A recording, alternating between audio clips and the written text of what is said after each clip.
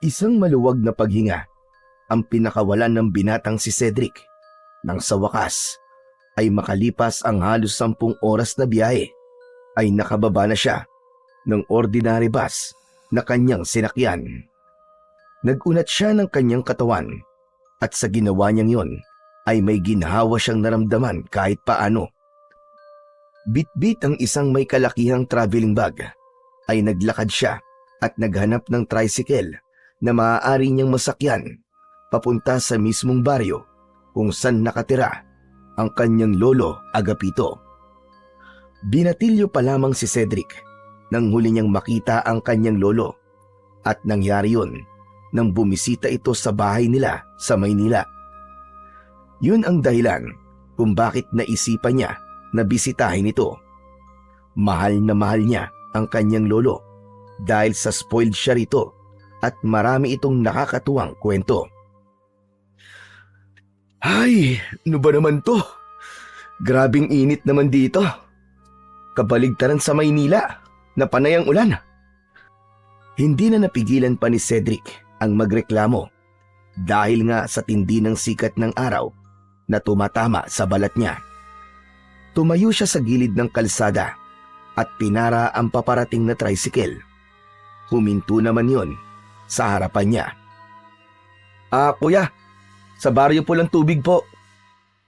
Saglit siyang tinitigan ng driver na para bang hindi ito makapaniwala sa lugar na pupuntahan niya. Boss, ihahatid kita doon. Pero doble ang pamasaya. Ayos lang ba? Sige kuya, walang problema. Naisip ni Cedric na baka sadyang napakalayo ng baryo pulang tubig mula sa kinaroroonan niya, kaya ganun ang singil ng tricycle driver. Sumakay na siya at agad na umandar ang tricycle. Dumaan sila sa isang maalikabok na kalsada kung saan ang magkabilaang gilid ay tinutubuan ng matataas na damo at punong kahoy. Paminsan-minsan ay may nakikita siya na mga kabahayan sa malayo. Habang nasa biyahe, hindi naiwasan ni Cedric na maalala ang kanyang lolo Agapito at ang masasayang alaala niya rito nung bata pa siya. Madalas siyang dalhin ng lolo niya sa palayan nung nakatira pa ito sa ibang baryo. Natandaan niya ang saya noon tuwing hinahayaan siya ng matanda na magtampisaw sa putikan habang nag-aararo ito. Mula sa malalim na pag-iisip ay bumalik si Cedric sa kasalukuyan nang mapansin ang isang matandang lalaki sa gilid ng daan. Nakaupo ito sa isang nakatumbang puno at walang suot na pang-itaas. Sinundan sila ng tingin ng matanda at napansin ni Cedric na matalim ang tingin nun na nagbigay ng kilabot sa kanya.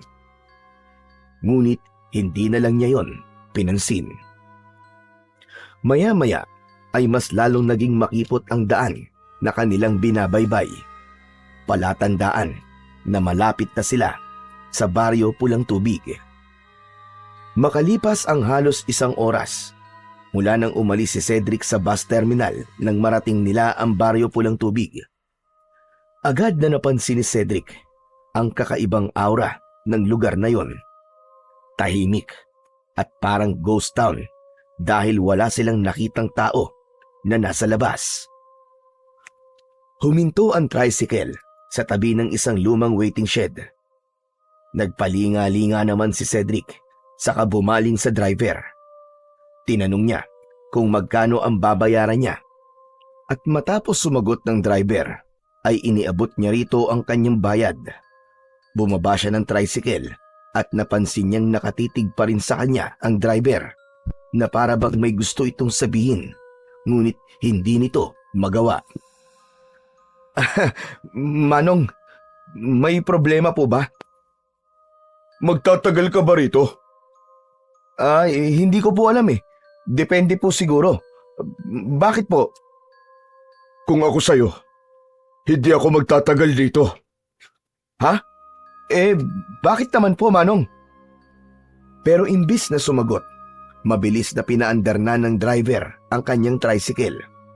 Napatitig na lang siya sa papalayong tricycle sabay iling. Hanep pa. Ang weird naman nun.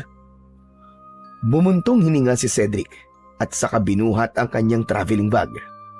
Binatilyo pa si Cedric nang una't huling beses siyang makapunta sa lugar na yon.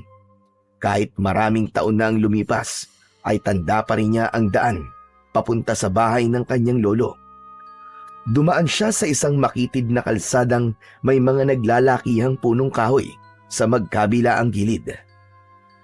Habang naglalakad si Cedric, ay unti-unti niyang napapansin ang mga tao sa kanyang paligid. Nakita niya ang 3 lalaki na abala sa paglalagay ng mga tabla at kahoy sa mga bintana ng isang kubo. Aba teka, bakit sila naglalagay ng ganun? Parang wala namang paparating na bagyo ah. Nagulat si Cedric nang may nakasalubong siyang mga taong nagpuprosesyon sa katanghaliang tapat. Mabagal na naglalakad ang mga yon habang may hawak na rosaryo at malakas na nagdadasal.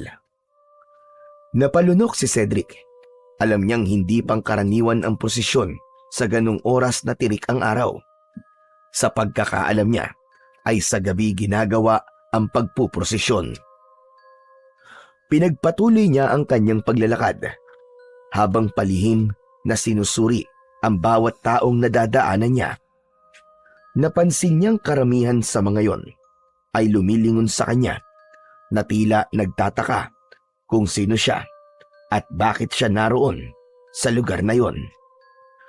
Matapos ang halos 15 minutong paglalakad, sa wakas ay huminto na si Cedric sa harap ng isang bahay na medyo malaki kumpara sa mga bahay na nadaanan niya. Gawa yon sa hollow blocks at may lumang bubong na yero. May maliit na balkonahe sa harap na may lumang kahoy na upuan. Bagamat matibay ang pagkakatayo sa bahay, ay halatang hindi na yun ganun naaalagaan. May mga bitak sa ilang bahagi ng dingding. Saglit na huminto si Cedric, saka malalim na huminga at bumulong sa sarili. Hindi ako maaaring magkamali. Ito na ang bahay ni Lolo. Siguradong matutuwa at masosorpresa si Lolo Agapito kasi hindi niya alam na bibisitahin ko siya. Matapos yun, ay marahang binuksan ni Cedric ang lumang gate na gawa sa kawayan. Pagkapasok niya sa bakuran, ay napansin niyang tuyo at bitak-bitak ang lupa at maraming tuyo na dahon ang nagkalat sa paligid. Maging ang dating malalagong halaman ng kanyang lolo ay tila napabayaan na rin. Naglakad siya papunta sa pinto ng bahay. Pagdating sa tapat ng nakasaradong pinto, ay nagulat siya nang may biglang sumulpot mula sa gilid ng bahay.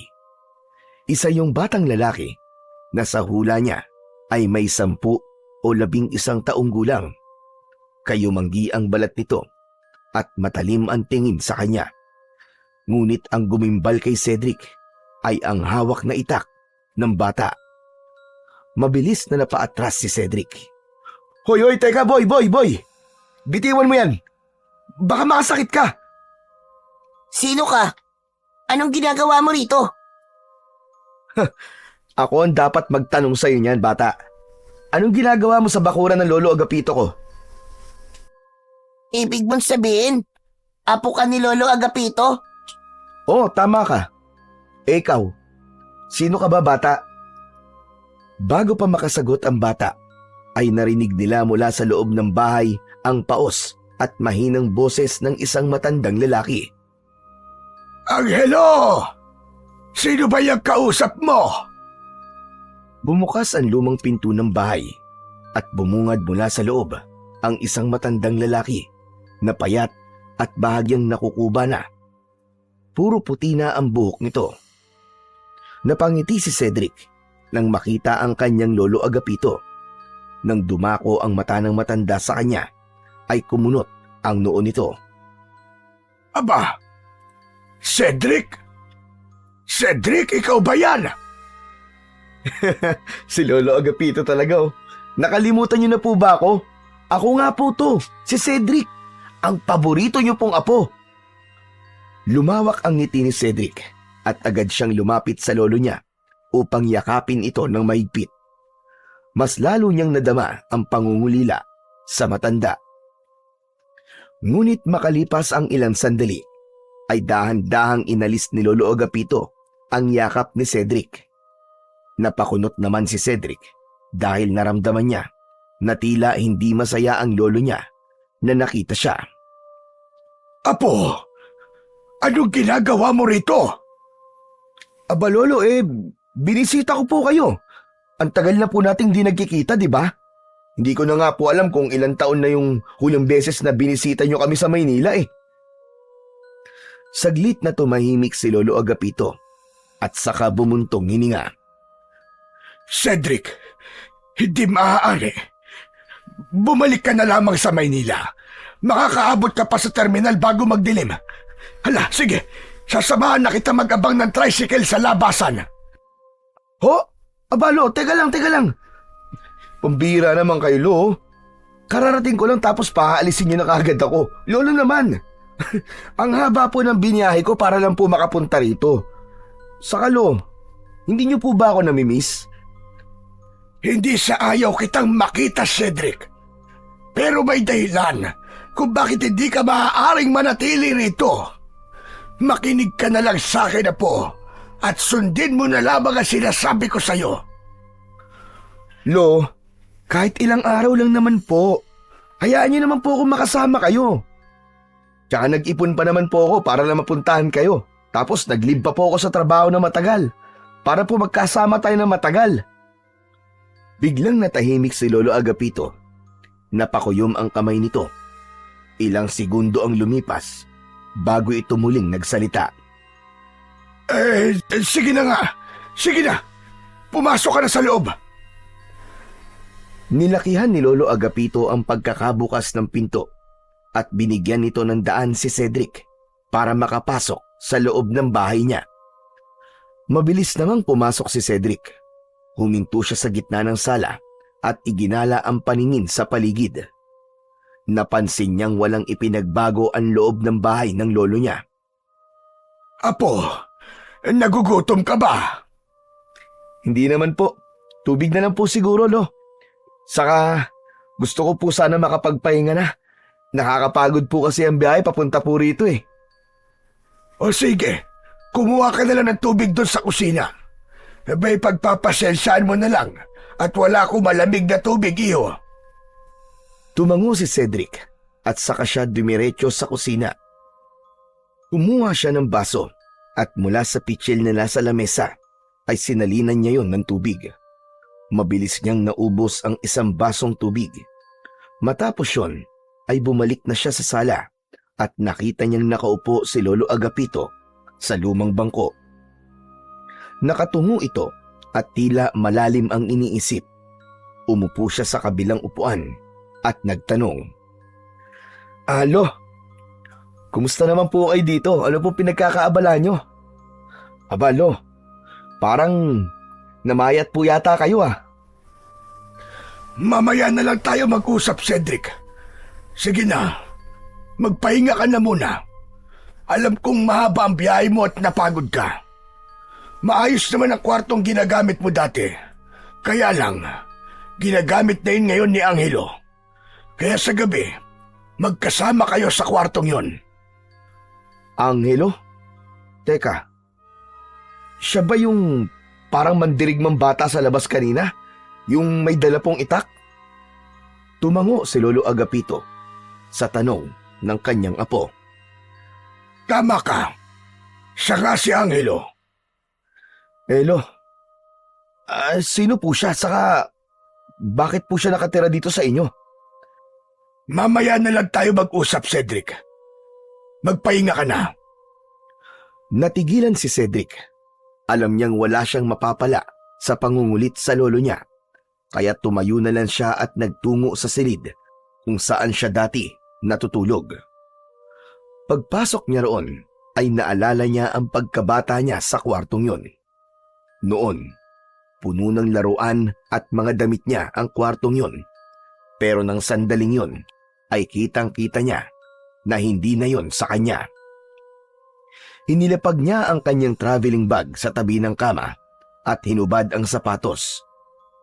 Sa kanya binuksan ang lumang electric fan na agad namang umandar.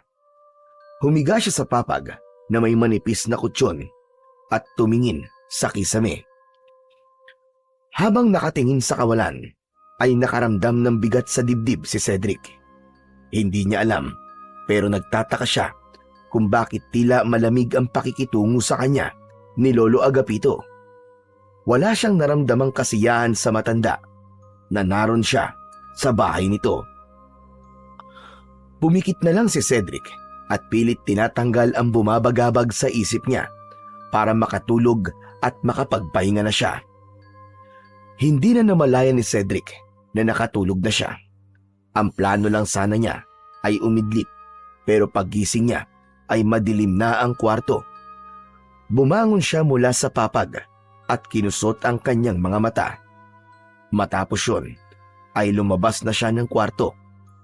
Sa sala ay nakita niya sina Lolo Agapito at Angelo na nakaupo sa kahoy na upuan habang nakatutok ang atensyon sa maliit na TV. Malabo ang palabas at halos puro static, pero tila hindi yun alintana ng dalawa. Grabe! Napasarap yata ang tulog ko . Kumain na po ba kayo? Hindi pa kami kumakain, iyo. Hinihintay ka talaga naming magising. Ha? Sana po nauna na po kayong kumain. Baka nagugutom na po kayo. Umiling si Lolo Agapito, saka pinatay ang telebisyon. Ayos lang kami, apo. Tara na sa kusina para makapaghapunan na tayo. Tumayo si Lolo Agapito at nagtungo sa kusina. Sinundan naman ito ni Cedric at ni Angelo. Pagdating sa kusina, ay natuwa si Cedric sa nakahain sa lamesa. Isang mangkok ng mainit na sabaw, pritong isda at ginataang gulay.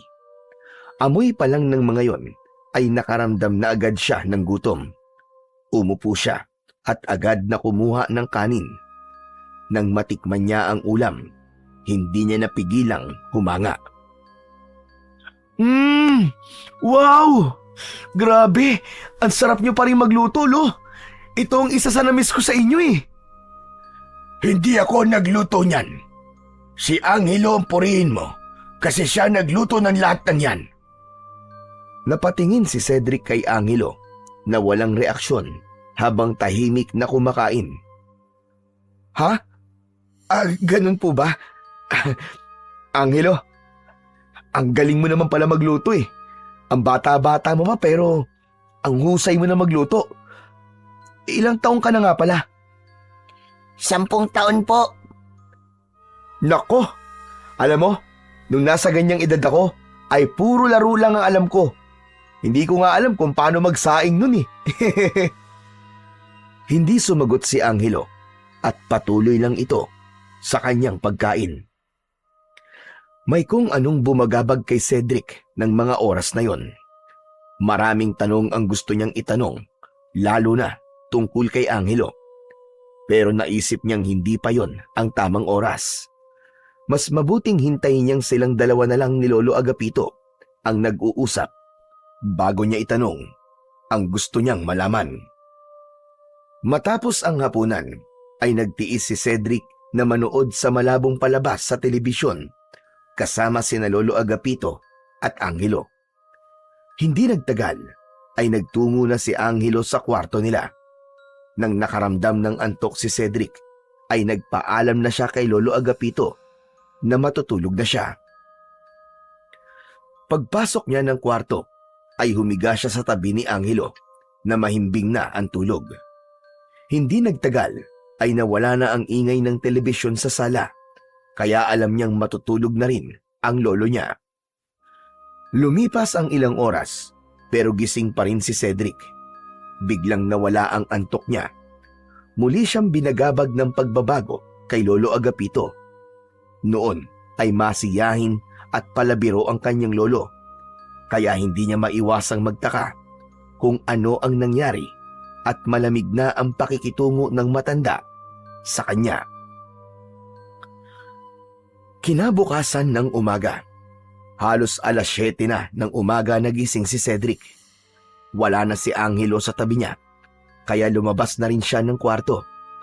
Wala siyang nakitang tao sa sala at maging sa kusina. Lumabas siya ng bahay at tumingin sa paligid.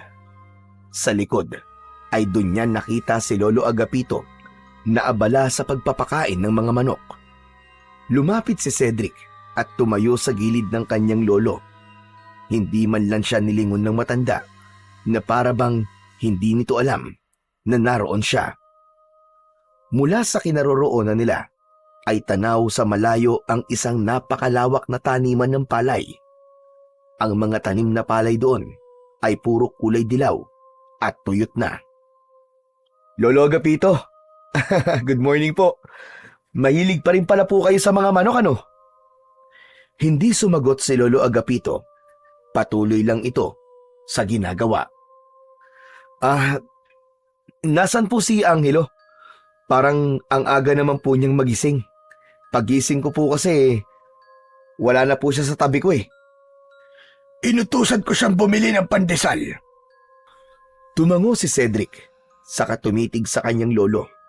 Naisip niya na yun na ang tamang pagkakataon para magtanong siya tungkol kay Angelo dahil wala roon ang bata. Lo. Oo nga pala, sino po ba talaga si Angelo? Si Angelo ay ampon ko, Cedric. Kapitbahay ko mga magulang niya dati. Pero namatay sila pareho. 5 taon pa lang ang bata nun.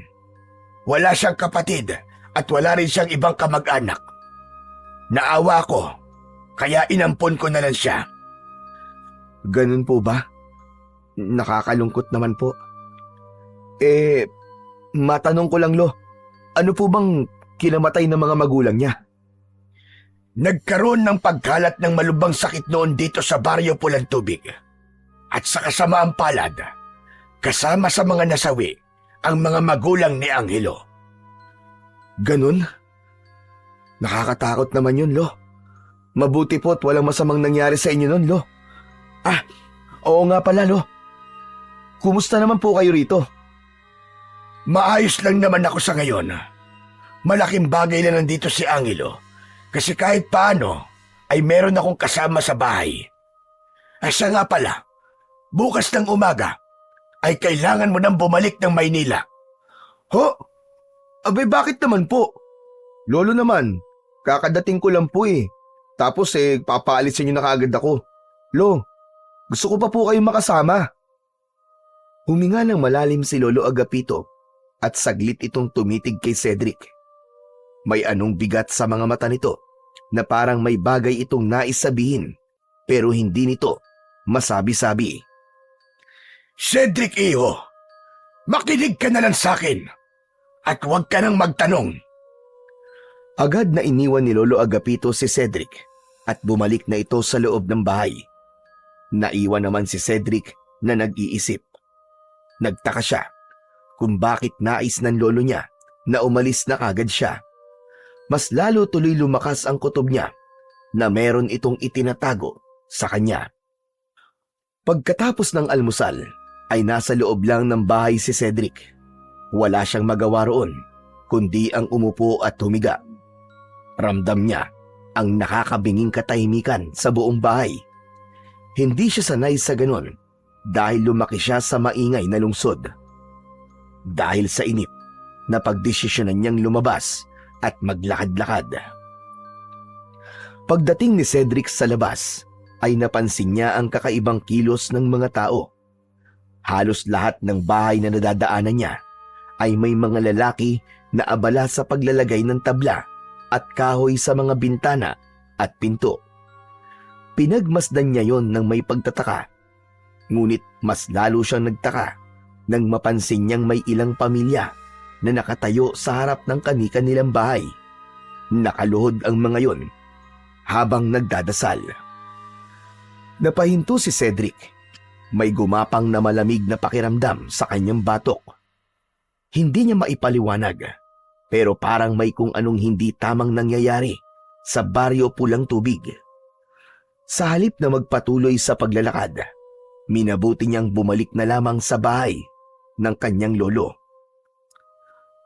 Pagdating niya roon, papasok na sana siya sa pinto nang biglang makasalubong niya si Angelo na palabas ng bahay. Hindi niya ito nakita kagad, kaya napasigaw siya sa gulat. Anak ng... Angelo, ikaw lang pala! Pambihira ka, nakakagulat ka naman. Muntik nang tumalo ng puso ko ah. Napaatras si Cedric, kasabay ng malakas na pintig ng kanyang puso. Napatingin naman si Angelo sa kanya. Pasensya ka na, Kuya Cedric. Hindi ko sinasadya. Nilagpasan siya ni Angelo, pero naisip niya na magtanong sa kung anong nangyayari sa lugar na yon. Angelo, sandali. Sandali, may tatanong lang ako sa'yo. Ano ba yun, Kuya?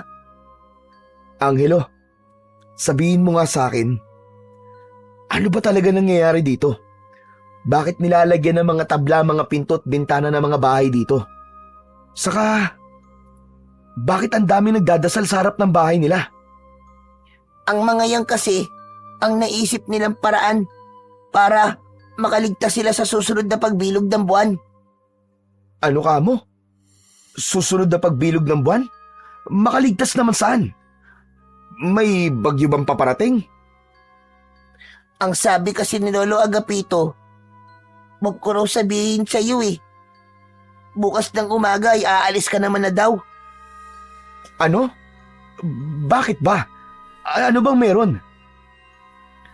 Pero bago pa niya matapos ang tanong, ay mabilis na tumalikod si Angelo at nagmamadaling lumabas ng bakuran. Naiwan si Cedric na nakatayo sa harap ng bahay habang tulala.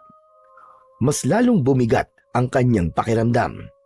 Mas lalo tuloy siyang nagduda na may nangyayaring hindi maganda sa baryo Pulang Tubig na ayaw ipaalam sa kanya ni Lolo Agapito. Kinagabihan, sa hapagkainan, ay tahimik ang tatlo habang nagsasalo sa hapunan. Sa gitna ng kanilang pagkain, ay biglang nagsalita si Lolo Agapito. Cedric iyo, huwag mong kalimutang ihanda mga gamit mo pagkatapos natin kumain. Bukas na bukas ang umaga, ay aalis ka na. Ako na ang maghahatid bukas sa iyo sa bus terminal. Napahinto si Cedric sa pagsubo. Bumuntong hininga siya at inilapag niya ang kutsara at tinidor sa kanyang pinggan. Lo, hindi pa po ako aalis. Plano ko po manatili rito ng 2 linggo. Hindi po ba sabi ko po gusto ko kayong makasama ng mas matagal? Huwag nang matigas ang ulo mo, Cedric. Aalis ka na bukas at babalik na sa Maynila sa ayaw at sa gusto mo. Teka, naguguluhan po kasi ako eh. Bakit niyo po ba ako gustong paalisin kagad? Ano po bang dahilan? Napatingin sa kanya si Lolo Agapito, pero mabilis din itong umiwas ng tingin. Sakalo, bakit parang nagbago na po yata kayo ngayon? Hindi naman kayo dating ganyan ah. Nung huling punta ko rito, halos ayaw niyo akong paalisin. Tapos ngayon ganyan na kayo sa akin. Ano po ba talaga nangyayari? Bakit pakiramdam ko po meron kayong tinatago sa akin? Napatingin si Angelo sa kanilang dalawa. Nagpalipat-lipat ang tingin nito kay Cedric at sa matandang lalaki. Wala, Cedric. Wala akong tinatago sa'yo. Talaga po ba, Lo? Bakit kayo ganyan? Kung talagang wala kayong tinatago, bakit gusto niyo akong paalisin kagad? Hindi agad sumagot si Lolo Agapito. Nanatili lang itong nakatitig sa pagkain nito na para bang iniiwasang tignan si Cedric sa mata. Ganito, Lo. Hanggat hindi niyo po sinasabi sa akin ang tunay na dahilan at ang dapat kong malaman, hindi po ako aalis dito. Sa unang pagkakataon, nag-angat ng tingin si Lolo Agapito. Nagtagpo ang kanilang mga mata. Naramdaman ni Cedric ang bigat ng tensyon sa pagitan nilang maglolo. Hindi niya binawi ang kanyang tingin. Alam niya na may itinatago sa kanya ang kanyang lolo at hindi siya aalis sa lugar na yon hanggat hindi niya nalalaman kung ano ang katotohanan. Kinabukasan ng umaga ay maagang nagising si Cedric. Bumangon siya mula sa papag at lumabas ng silid.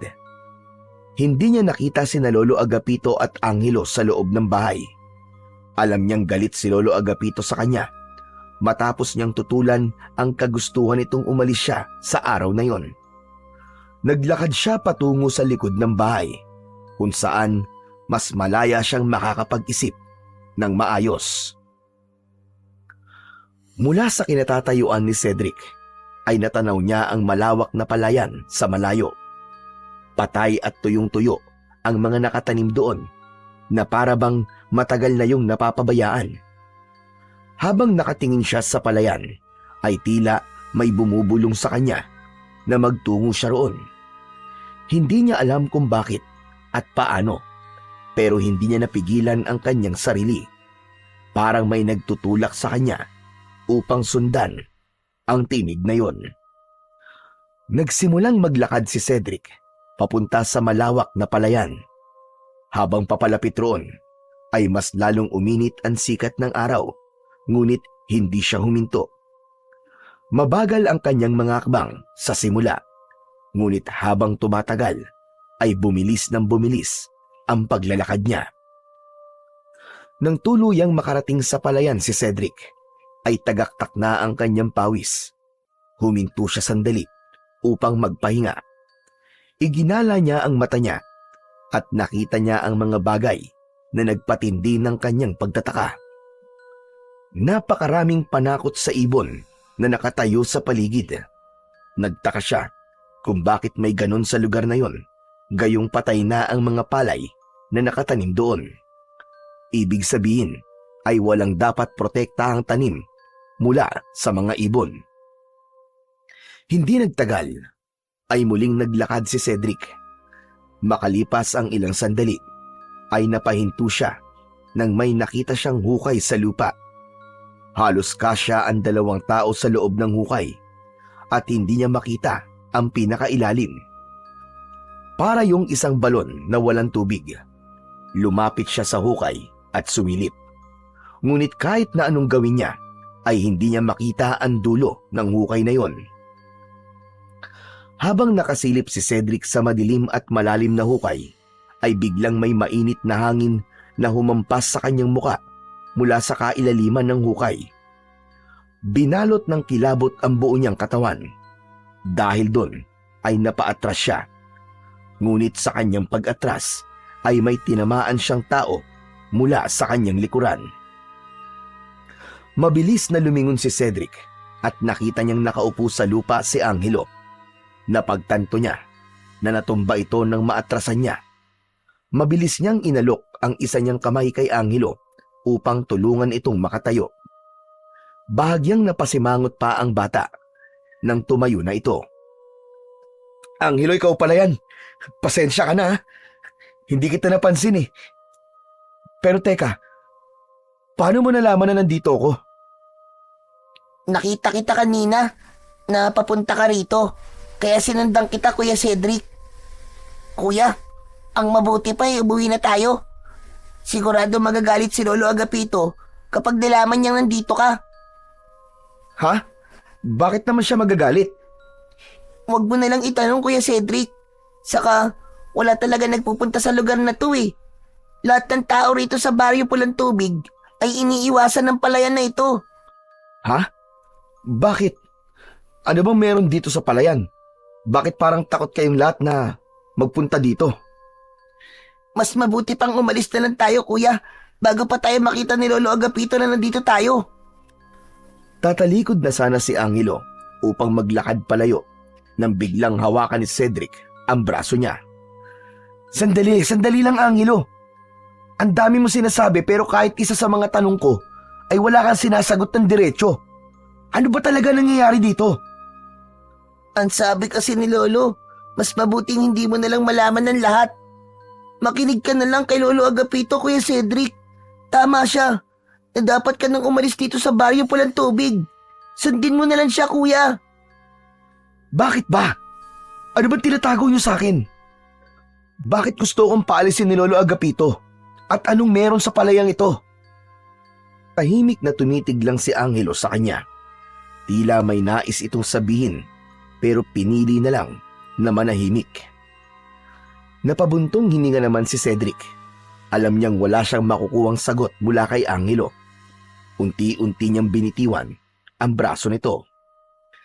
Hindi na nagsalita si Angelo at nagpatuloy na ito sa paglalakad palayo. Ilang saglit pa, sumunod na rin si Cedric sa bata, ngunit sa loob-loob niya ay mas lalong tumindi ang pagdududa niya. Pagdating nina Cedric at Angelo sa bahay, ay nakita nila si Lolo Agapito sa gilid ng kubo. Abala ito sa paglalagari ng mga tabla at kahoy, at kahit may edad na ito, ay halatang sanay pa rin ito sa mabibigat na gawain. Paglingon ni Lolo Agapito sa kanila, ay tumigil ito sa ginagawa at tumingin sa kanila ng matalim. Saan kayo galing? Lolo Agapito, naglakad-lakad lang po kami. Alam ni Cedric na hindi kumbinsido ang matanda, ngunit hindi na ito nagtanong pa. Sa halip, itinuloy na lang nito ang paglalagari ng isang mahabang tabla. Kahit ramdam niya ang galit ng lolo niya, ay hindi napigilan ni Cedric ang sarili na magtanong. Ano po bang ginagawa niyo, Lolo? Ano pong gagawin niyo sa mga tabla at kahoy na yan? Tutal, hindi na kita mapipilit na umalis. Ay mas mabuti pang malaman mo na ang totoo. Ay, kung ganun po, sasagutin niyo na po ang lahat ng tanong ko? Oo, pero mamaya na natin pag-usapan yan. Tulungan niyo muna akong ikabit ang mga ito sa mga bintana. Teka, Lolo Agapito, para saan po ba ang mga yan? Pati kasi sa ibang bahay dito ay nilalagyan din nila ng mga kahoy at tabla, mga bintana at pinto nila. Basta, mamaya na nga natin pag-usapan. Tulungan niyo na lang ako at sasagutin ko lahat ng tanong mo. Napatingin si Cedric kay Angelo na tila hindi na nagulat sa ipinapagawa ni Lolo Agapito. Walang tanong-tanong, agad na kinuha ni Angelo ang isang tabla at nagsimulang isalansan ang mga yon sa gilid ng bahay. Napabuntong hininga si Cedric at kumilos na rin siya, kahit hindi niya maintindihan kung bakit kailangan lagyan ng harang ang mga bintana ng bahay, ay hindi na lang niya yon kwinestyon. Tahimik na kinuha ni Cedric ang isang tabla at lumapit sa may bintana. Kahit marami siyang gustong itanong, ay mas pinili niyang manahimik na muna. Paglipas ng ilang minuto, ay tapos na sina Cedric sa paglalagay ng mga tabla at kahoy sa bintana ng bahay ni Lolo Agapito. Nagtungo sila ni Lolo Agapito sa likod ng bahay. Tumayo sila roon habang nakatingin sa malawak na palayan sa malayo. Samantala, si Angelo naman ay pumasok na sa loob ng bahay. Apo, sa susunod na araw ay pupunta tayo sa bayan para mamili ng pagkain. Pagbalik natin, lalagyan din natin ng kahoy at tabla ang mga pinto. Lo, paparating po bang bagyo?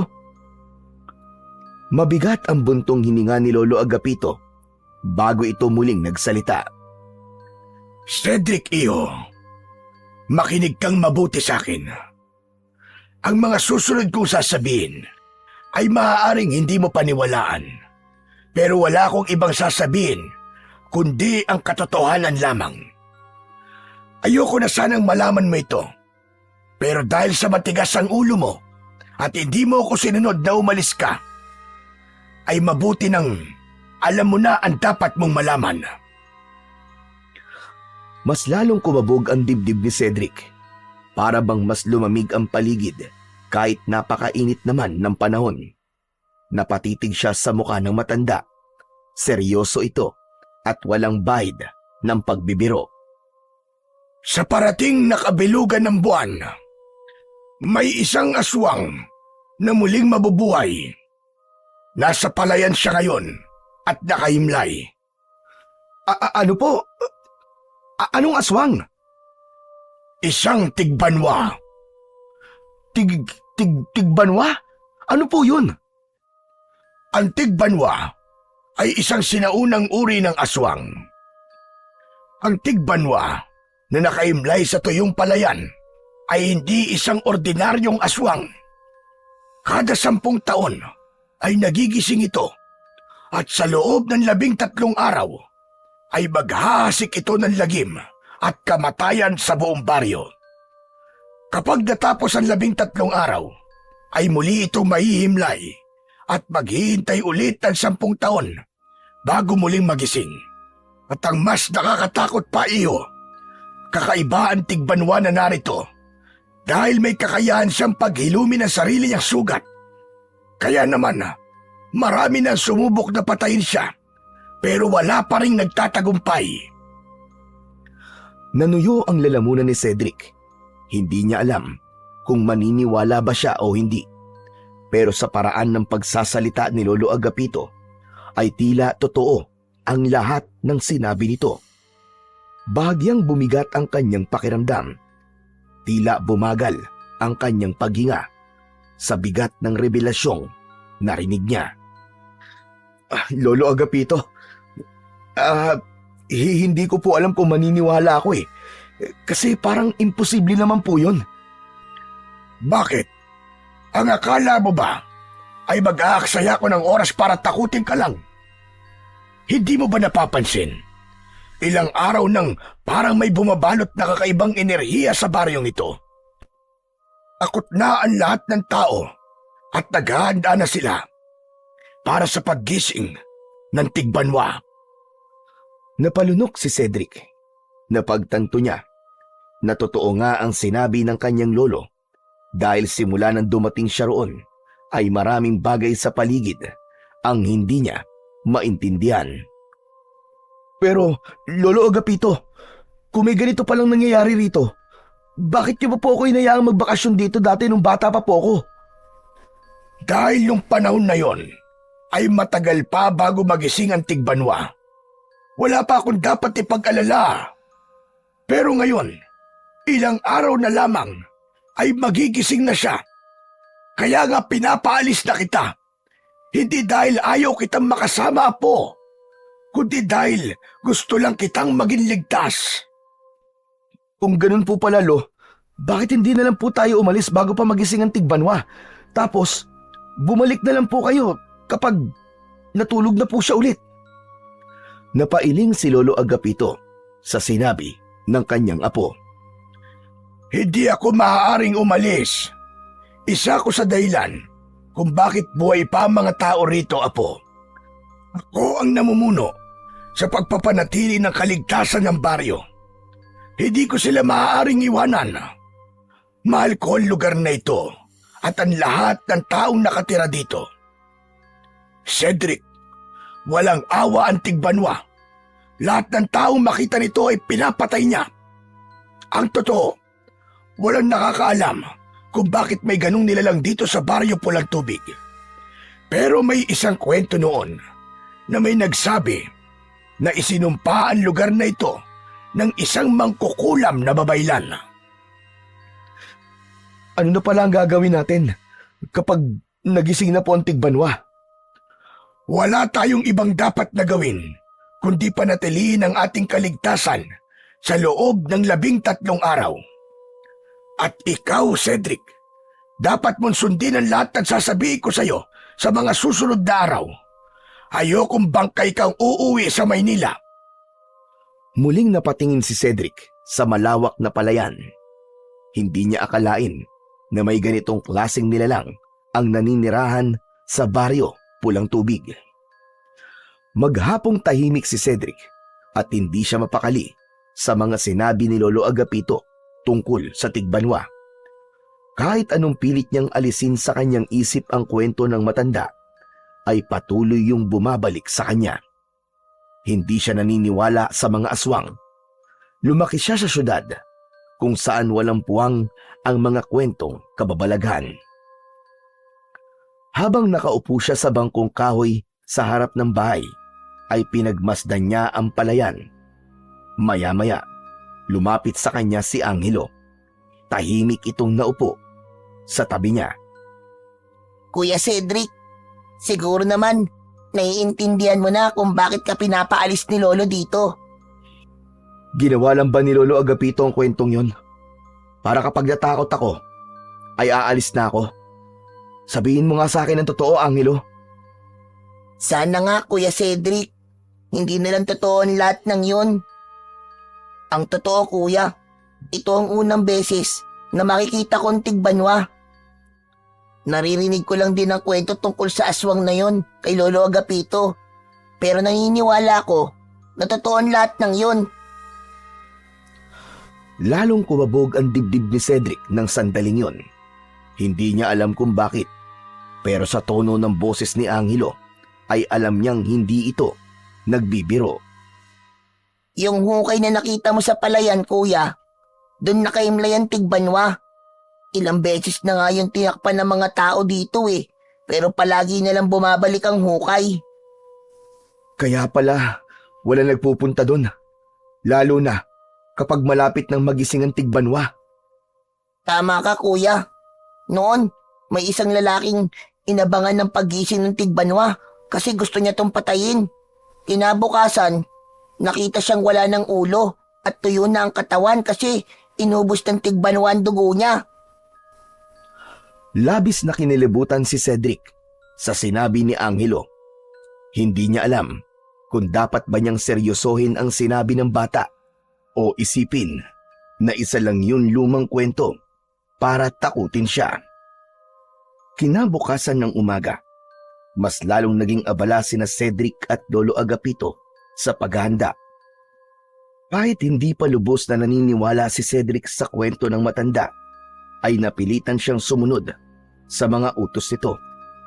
Wala rin naman siyang ibang magagawa kundi ang sumunod dahil wala pa siyang balak na bumalik sa Maynila. Maagang naglakad sina Cedric at Lolo Agapito patungo sa palengke. Bit-bit naman ni Cedric ang isang malaking bayong habang mabagal na naglalakad si Lolo Agapito sa unahan niya. Tahimik ang paligid ng mga oras na yon habang tinatahak nila ang makipot na daan palabas ng baryo.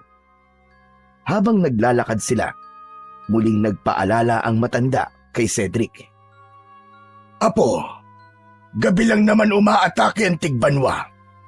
Pero mas mabuti nang may sapat tayong pagkain habang gising ang halimaw na yon. Pagdating nila sa palengke, ay agad silang bumili ng mga kailangan nilang pagkain, gaya ng bigas, delata, gulay at tuyong isda. Si Cedric na mismo ang nagboluntaryong magbuhat ng karamihan sa kanilang pinamili. Kahit papano, naaliw siya sa maingay at buhay na palengke. Malayong malayo yon sa nakakapanindig balahibong katahimikan ng baryo Pulang Tubig. Ngunit sa palengke, hindi nawala ang usapan tungkol sa tigbanwa. Habang bumibili sila ng gulay, narinig ni Cedric ang dalawang matandang babae na nag-uusap tungkol sa tigbanwa. Bakas sa mga boses ng mga yon ang labis na takot dahil mamayang gabi na ang pagbilog ng buwan at muli na raw mabubuhay ang kinatatakutan nilang tigbanwa. Napatingin si Cedric kay Lolo Agapito nang may kasamang pagkabahala pero hindi siya nito pinansin. Bagkus, itinuloy lang nito ang pagbili ng kanilang mga kailangan. Pagbalik nila sa bahay, ay agad nilang inayos ang kanilang mga pinamili. Pinagsama-sama nila ang mga dilata at bigas sa isang malaking kahon. Habang isinabit naman sa kisame ang mga tuyong isda, siniguro rin nila na may malinis silang tubig na maiinom. Habang inaayos ni Cedric ang mga gamit, napatingin siya sa bintana. Mula roon ay tanaw niya ang malawak na palayan. Biglang nagtaasan ang balahibo niya sa braso dahil pakiramdam niya ay may isang nilalang sa palayan na matamang nagmamasid sa buong baryo Pulang Tubig. Nang palubog na ang araw, ay nagmadali sina Cedric, Lolo Agapito at Angelo sa pagsasarado ng bahay. Mula sa loob ay nilagyan nila ng tabla at kahoy ang pinto, gaya ng ginawa nila sa mga bintana. Si Cedric pa mismo ang tumulong sa pagpapako ng mga yon, habang si Lolo Agapito naman ang nag-check na matibay ang mga yon at hindi basta-basta masisira. Nang matapos sila sa pagbarikada sa mga pinto, ay nagtungo na sila sa hapagkainan. Tahimik silang kumain at wala ni isa man sa kanila ang gustong magsalita tungkol sa panganib na paparating. Pero kahit walang nagsasalita, dama ni Cedric ang tensyon sa loob ng bahay. Matapos ang hapunan, ay tumayo si Cedric para ligpitin ang kanilang pinagkainan. Ngunit habang papunta siya sa lababo, ay napansin niyang may ginagawa si Lolo Agapito sa may sala. Nakaupo ang matanda sa maliit na bangkito. Hawak nito ang isang lumang itak na mahaba. Matalim at halatang matagal nang ginagamit. Dahan-dahang yung hinahasa ni Lolo Agapito gamit ang isang malapad na bato. Doon na napagtanto ni Cedric na seryoso na ang nangyayari at alam niya na ang paghahasa ng lolo niya ay isa lang sa mga paraan nito sa paghahanda sa pagkagising ng tigbanwa. Pagsapit ng 8:00 ng gabi, ay nagtipon silang tatlo sa harapan ng maliit na altar sa loob ng bahay. Nagsindi ng isang kandila si Lolo Agapito bago sila lumuhod sa harapan ng altar. Pinangunahan ni Lolo Agapito ang pagdarasal. Pumikit ito at si Angelo, habang si Cedric naman ay nananatiling nakabukas ang mga mata. Panginoon, iligtas niyo po kami sa gabing ito at sa mga susunod pang gabi.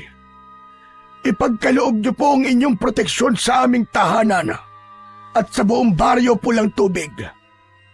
Naway manatili po kaming ligtas at buhay at malampasan po namin ang panganib na paparating. Huwag niyo pong hayaan na magtagumpay ang kadiliman sa liwanag.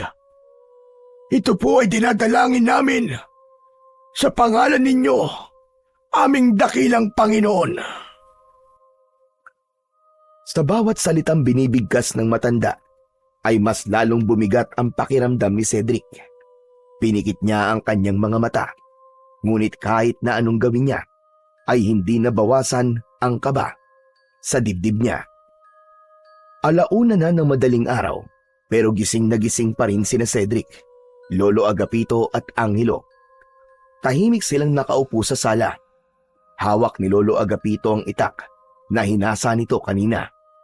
Mahigpit ang pagkakahawak nito sa itak na parang isang mandirigmang handang sumabak sa laban, anumang sandali. Si Cedric naman ay hindi mapakali ang utak. Hinihintay niya ang pagsalakay ng tigbanwa. Hanggang isang nakakatakot at nakakakilabot na sigaw ang pumunit sa katahimikan ng gabi. Para yung nagmula sa isang napakabangis na halimaw. Lolo Agapito, ano po yun? Nagising na ang tigbanwa. Magsisimula na ang paghahasik niya ng lagim sa baryo Pulang Tubig. Mula sa bulsa ng lumang kamiseta ni Lolo Agapito ay may inilabas itong isang kwintas. May palawit yon na kulay dilaw na bato.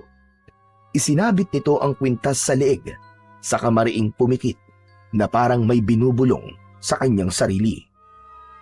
Hindi nagtanong si Cedric kung ano ang kwintas na yon dahil mas nangingibabaw sa kanya ang takot. Hanggang sa mula sa kung saan sa baryo ay nakarinig sila ng sigawan ng mga tao. May mga humihingi ng tulong at merong mga umiiyak. Napabalikwas si Cedric mula sa kinauupuan niya. Lolo Agapito, ano po yun? Ano po nangyayari? Bakit po may mga nagsisigawan na tao sa labas? Walang sumagot sa tanong ni Cedric. Si Lolo Agapito naman ay mabilis na nagtungo sa may kusina. Lumapit ito sa may pinto at gamit ang itak ay tinanggal nito ang pagkakapako ng tabla na nakaharang doon. Nanlaki ang mga mata ni Cedric nang mapagtantong lalabas ang kanyang lolo. Agad niyang nilapitan ang matanda at hinawakan ang braso nito. Teka lolo, teka! Ano pong ginagawa nyo? Hindi nyo dapat buksan yan! Cedric apo, kailangan kong tulungan ng mga tao. Nagsimula ng pagsalakay ng tigbanwa. Bitiwan mo ko! Huwag mo kong hawakan! Hindi lolo, delikado po sa labas. Hindi po ako papayag na lumabas kayo. Malakas na itinulak ni Lolo Agapito si Cedric. Sa lakas ng pagtulak sa kanya, ay natumba siya at napaupo sa saig. Matiim siyang tinignan ng kanyang lolo. Kaya ko ang sarili ko, Cedric. Matagal ko nang ginagawa ito sa tuwing nagigising ang tigbanwa. Hindi ko kayang pabayaan ng mga tao rito. Napakurap si Cedric. Wala na siyang nagawa nang tuluyang nabuksan ni Lolo Agapito ang pinto. Nang makalabas ang matanda, ay malakas nitong isinarado ang pinto at doon lang nagkaroon ng pagkakataon si Cedric para tumayo. Sinubukan niyang buksan ang pinto, ngunit nabigo siya at nagkaroon siya ng hinala na isinarado yun ni Lolo Agapito mula sa labas. Lolo, sandali lang! Lolo! Bumalik kayo! Lolo Agapito! Walang sumagot mula sa labas, maliban sa ingay ng kaguluhan. Hanggang sa narinig ni Cedric mula sa likuran niya ang boses ni Angelo. Mabilis siyang lumingon dito. Kuya Cedric, hindi mo siya kayang pigilan. Angelo, bakit ba napakatapang niya? Akala ko ba pumapatay ng tao ang tigbanwang yun? Nagpapakamatay na ba si Lolo? Hindi, Kuya Cedric. Malakas ang loob ni Lolo kasi meron siyang mutya ng palay. Ano ka mo? Mutya ng ano? Mutya ng palay, Kuya. Isa yung makapangyarihang mutya na natagpuan noon ni Lolo Agapito sa palayan. Nagkakaroon kasi siya ng kakaibang lakas at bilis basta suot niya yun. Kaya malakas ang loob niyang tulungan ng mga tao, Kuya. Hindi. May mutya man siya o wala, delikado pa rin ang ginagawa niya. Isa lang ang buhay niya, Angelo. Isa lang. At aswang ang kalaban niya. Naiintindihan ko nararamdaman mo, Kuya Cedric. Pero gaya nga ng sinabi ko, hindi natin siya mapipigilan sa gusto niyang gawin eh. Ang mabuti pa, ipagdasal na lang natin na walang masamang mangyari kay Lolo Agapito. Napatingin si Cedric sa pinto. Sa isip niya, hindi lang panalangin ang kailangan nila. Isang himala ang kailangan nila para manatiling buhay sa gabing yon. Ilang minuto na ang lumipas, ngunit hindi pa rin mapakali si Cedric. Palakad-lakad siya sa sala at panay ang tingin niya sa pinto kung saan lumabas si Lolo Agapito. Umaasa siya na bubuksan yun at ligtas na papasok ang kanyang lolo. Wala ring tigil ang pagkagat niya sa sarili niyang kuko sa kamay dahil sa labis na tensyon. Pambihira naman talaga, oo. Hindi na dapat lumabas si Lolo kasi dun eh. Baka ano nangyari na sa kanya eh. Samantala, nakasilip si Angelo sa maliit na siwang ng bintana. Tahimik ito, ngunit halata ang bahagyang panginginig ng balikat nito na hindi rin ito mapakali gaya ni Cedric. Maya-maya pa ay biglang bumaling si Angelo sa kanya. Kuya Cedric! Nakikita kong tigbanwa! Nasa may labas siya ng bakuran natin! Napahinto si Cedric sa paglalakad at tila bumagal ang tibok ng kanyang puso. Mabilis siyang lumapit sa bintana at siya naman ang sumilip doon. Sa una ay halos wala siyang makita. Puro anino lang ng mga nagsisitakbuhan ang naaaninag niya. Ngunit nang masanay ang mata niya sa kadiliman, ay doon niya nakita ang nakakatakot na tigbanwa. Agad na tumaas ang balahibo niya nang makita niya ang nakakakilabot na aswang. Yun na ang pinaka nakakatakot na nilalang na nakita niya sa buong buhay niya. Matangkad at payat ang katawan ng tigbanwa at ang balat nito ay parang sa ahas na hindi niya mawarian. Mahaba ang leeg nito at nang lumingon nito ay nakita niyang kaya nitong iikot ang ulo nito paharap at patalikod nang hindi gumagalaw ang katawan. Magulo at gusot-gusot ang buhok nito, ngunit ang pinaka nakakatakot sa lahat ay ang iisa nitong mata na kulay dilaw. Nang ngumanga ang tigbanwa ay nakita niya ang hanay ng matutulis nitong mga ngipin. Napalunok si Cedric. Hindi siya makapaniwala sa nakita niya. Akala niya noon ang mga kwento tungkol sa mga aswang ay katang-isip lamang at panakot lamang sa mga makukulit na bata na palaging naglalaro tuwing gabi. Patuloy si Cedric sa pagsilip sa bintana hanggang may isang lalaki ang tatakbo sana papasok sa isang bahay, pero naabutan ito ng tigbanwa. Hinawakan ng tigbanwa ang leeg ng lalaki. Bumaon ang mga kuko ng aswang sa leeg ng lalaki at umagos mula roon ang malapot na dugo.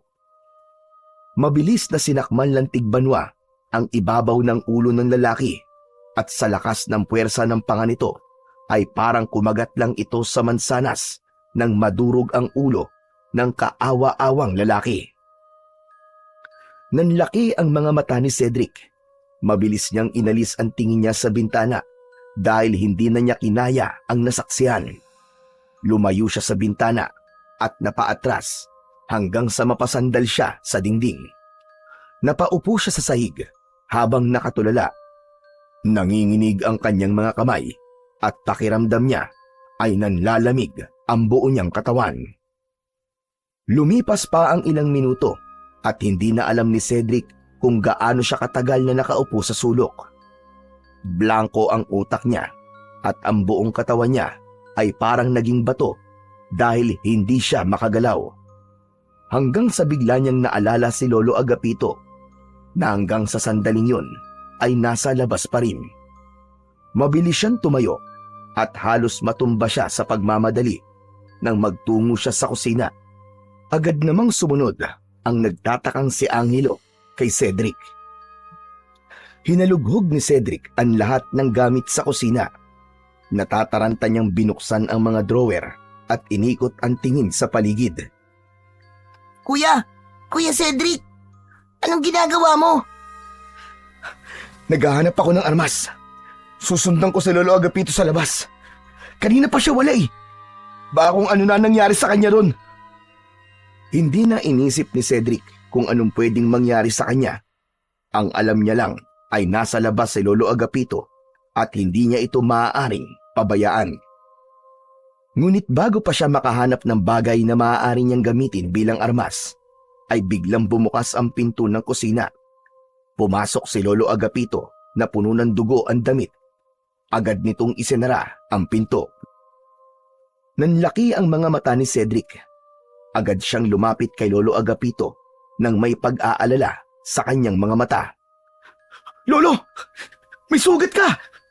Kailangan kang dalhin sa ospital! Wala akong sugat at hindi mo na ako kailangan dalhin sa ospital, iyo. Hindi sa akin ang dugong ito, kundi sa mga taong iniligtas ko. Napatingin si Cedric sa mukha ng matanda. Nag-aalangan pa rin siya.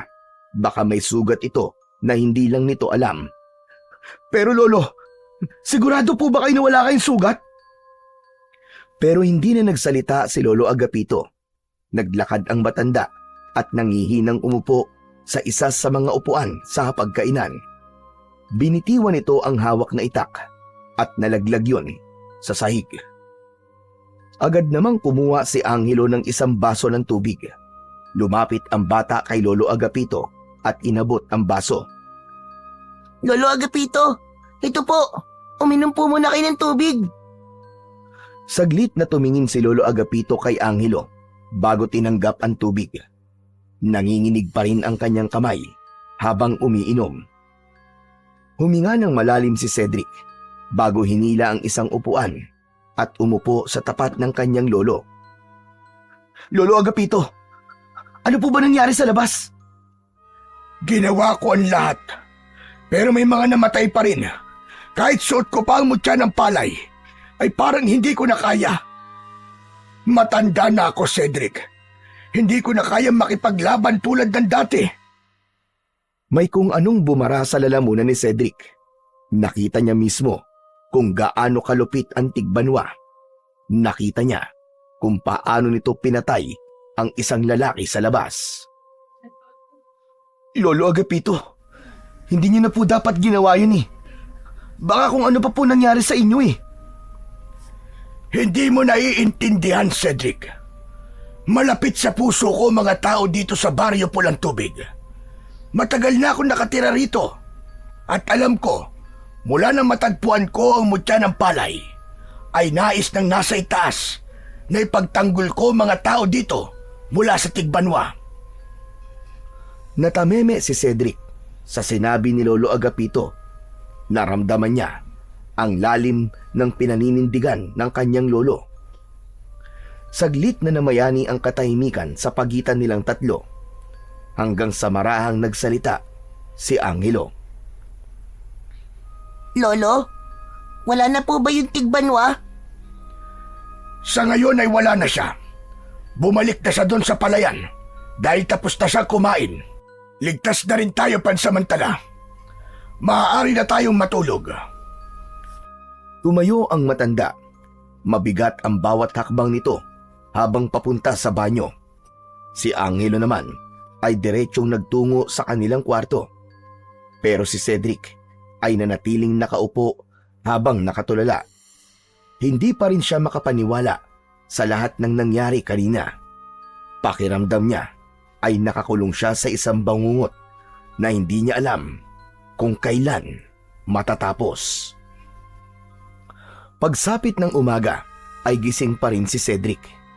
Hindi niya nagawang makatulog dahil sa bigat ng kanyang dibdib. Bumangon na siya at paglabas niya ng kwarto ay nakahain na ang almusal. Naroon na sina Lolo Agapito at Angelo na halatang hinihintay lamang siya. Umupo na si Cedric at sumandok ng sinangag. Makalipas ang ilang sandali ay nakatitig lang siya sa pagkain na nasa kanyang harapan. Siguro naman, naiintindihan mo na kung bakit gusto kong umalis ka rito sa Baryo Pulang Tubig, Cedric. Nakita mo kung gaano kawalang awa ang Tigbanwa. Wala itong kinikilala at lahat ng taong makikita nito ay paniguradong kamatayan ang sasapitin. Pero Lolo Agapito, tama lang po na hindi ako umalis dito. Kung umalis po ako, paano ko malalaman kung ligtas kayo? Hindi ko po kayang makatulog habang nasa Maynila ako, tapos hindi ko alam kung ano po ang nangyayari sa inyo dito. Pero Lolo, gusto ko rin po lumaban sa Tigbanwa. Biglang ibinaba ni Lolo Agapito ang hawak nitong tasa na may lamang kape. Cedric, apo, hindi ka maaaring makipaglaban. Wala kang proteksyon gaya ng mutya ng palay. Kung ganun po, ako na lang po ang paggamitin niyo po ng mutya. Di ba sabi niyo nga po matanda na po kayo? Baka pag ako po ang gumamit ng mutya ng palay, ay matalo ko po ang Tigbanwa. Hindi pwede, apo. Itigil mo na ang kaibangan mong yan. Pero Lolo, Cedric, hayaan mo na lang ako gumamit ng mutya. Kaya ko pa namang lumaban kahit papano. napakuyom ng kamao si Cedric. Gusto niyang magpumilit. Gusto niyang sabihin na hindi lang si Lolo Agapito ang may kakayahang lumaban. Pero alam niyang hindi na niya mababago ang desisyon nito. Kung ganun pala, Lolo Agapito, ibig sabihin 12 gabi pang mananalasa ang Tigbanwa sa Baryo Pulang Tubig. Walang sagot na nakuha si Cedric mula kay Lolo Agapito. Mas lalo siyang nahulog sa malalim na pag-iisip at pag-aalala para sa kanyang lolo. Ibig sabihin ay ilang gabi pang lalabas si Lolo Agapito para protektahan ang mga tao sa baryo na yon. At hindi niya alam kung ano nga ba ang pwede niyang gawin upang kahit paano ay makatulong siya. Mabilis na lumipas ang oras at hindi na malaya ni Cedric na gabi na naman. Muling binalot ng takot ang buong baryo pulang tubig. Gaya ng nakaraang gabi, walang katao-tao sa labas. Ang lahat ng bahay ay nakasarado. Sa loob ng bahay ni Lolo Agapito, matapos ang hapunan, ay muling nagtipon ang tatlo sa sala. Sa pagkakataong yon, ay si Cedric na mismo ang nanguna sa pagdarasal. Panginoon ko, iligtas niyo po ang mga tao sa baryong ito. Huwag niyo pong hayaan na may masaktan o may mamatay ngayong gabi. At Panginoon ko, gabayan niyo po ang lolo ko. Bigyan niyo po si Lolo Agapito ng proteksyon at lakas para lumaban. Amen. Matapos magdasal, ay umupo na silang tatlo. Hawak ni Lolo Agapito ang matalim nitong itak, habang si Cedric naman ay nakikiramdam lang sa paligid dahil sigurado siya na anumang sandali ay muli na namang aatake ang Tigbanwa. Grabe. Hindi ko maisip talaga. Totoo pala ang mga aswang, no? Ang akala ko talaga ay panakot lang sila sa mga batang ayaw sumunod sa mga magulang nila. Alam kong maraming hindi naniniwala sa mga ganong klaseng nilalang apo. Pero talagang totoo sila. May mga aswang na nabubuhay kasama natin. At ang Tigbanwa sa baryong ito ay isa sa mga buhay na patunay. Hanggang sa muling nabasag ang katahimikan ng gabi dahil sa sigawan ng mga nagkakagulong mga tao sa labas. Nang tumayo si Lolo Agapito, ay tumayo rin si Cedric. Matalim na tumingin si Lolo Agapito sa kanya. Huwag mo nang sayangin ang laway mo, Cedric. Dahil kahit anong sabihin mo, ay hindi mo ako mapipigilan.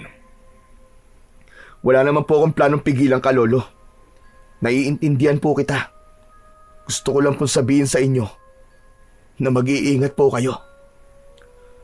Lumapit si Cedric kay Lolo Agapito at mahigpit niya itong niyakap.